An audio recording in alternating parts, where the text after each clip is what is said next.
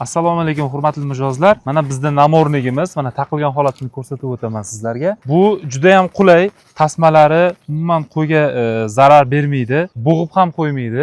Katta qo'ylarga ham, kichkina qo'ylarga ham buni taqsa bo'ladi, qo'zilarga ham taqsa bo'ladi. Shu bilan birgalikda bu namornik nima uchun taqiladi?